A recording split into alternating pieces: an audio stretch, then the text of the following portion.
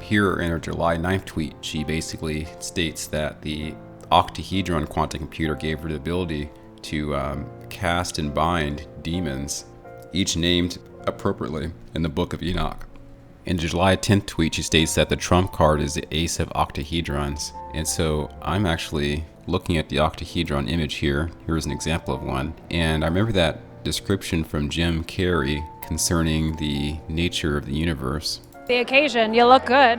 No, Was that an accident? I didn't get dressed up. Who did? There is no me. There's no you. No. We're not here. This is a dream? There's just things happening. And there are clusters of tetrahedrons moving around together. Okay. Yes. So what's happening in our world right now? Because there is a lot of news that actually is relevant that's not that Here's uplifting. the thing. It's not our world. None That's of this the is key. real? Nope. So you're just passing We don't through. matter. We don't matter. Oh, wow. There's the good news. Okay. The tetrahedron being just a bit simpler than the octahedron, 3 sides instead of 4.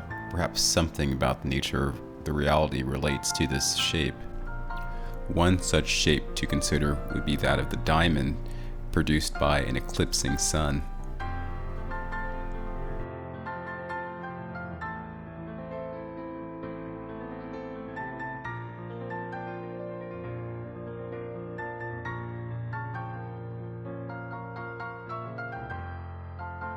On her July 12th tweet, she notes it's 1,000 days to her date set for the next eclipse, April 8th, 2024. On the 13th of July, she interprets Elon Musk's tweet that stated, "To those who attack space, maybe don't realize that space represents hope for so many people." So here she interprets hope is actually not referring to outer space, but inner space, relating to the true cosmology of Earth, still hidden from us. In his tweet, she also mentions that there will be a scheduled cataclysmic event.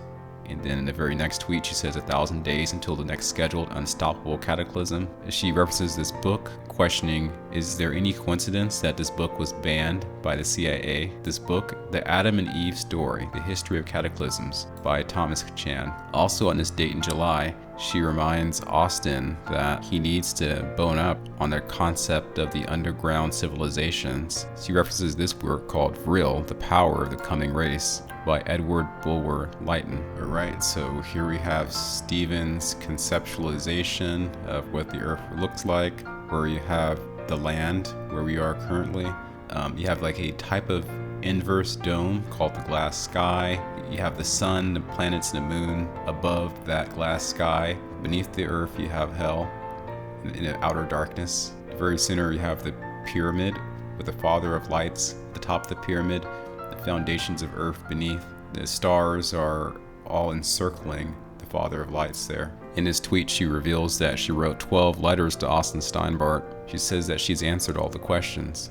She restated this now. This is a restatement from a tweet before where she said you can't ever land on Mars physically, just due to the real cosmology being different than what we imagine.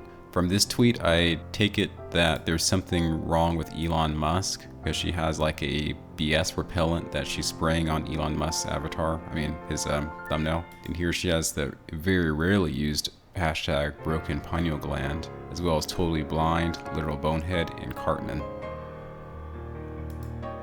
And today, she basically comments on an interview that she links to describing the mission of Bezos in his rocket up to the edge of space. His description of what he saw sounds relarded, because I can't say the R word I wanted to say. She also comments on the Van Jones appearance and award of money for charity, and asks if it's like some type of like money laundering type of situation. Jennifer has a video called Any Questions. I suppose I should probably do a video on it, but it's gonna be a long video and I've been procrastinating on it. So again, I played this video at the very beginning because I just wanted to emphasize that there's this world within Mill Intel that we have really no clue how far its authority reaches, or the breadth of topics that Mill Intel covers, or its specific sources of information, or its methods of conducting business. We know very little about this entire world of military intelligence. So in that ignorance, we can speculate that these special individuals are appointed to carry out certain psychological operations on the public. You may state for a nefarious purpose, but it could very well be for a benevolent purpose. It's really up for us to discern. I see that Jennifer Moonbeagle is portraying herself as in association with these types of operatives in such a way that she may be at least their equal. In her previous burner Twitter account, she was throwing very heavy shade at specific members of Steinbart Media Group. I have not captured the tweets before the account disappeared, so I can't really reproduce those individuals who were mentioned. I do remember a few of their names. It seems her point is that we have less than 1,000 days till the next solar eclipse. There's going to be a huge cataclysm at that time. The commander from the future, Austin Steinbart, is intending to communicate to the past through her, and that our present Austin has to heed her warning and start to learn about the civilizations that live underground. That's how I summate that. I will next time cover the contents of her notebook. Anyhow, ciao.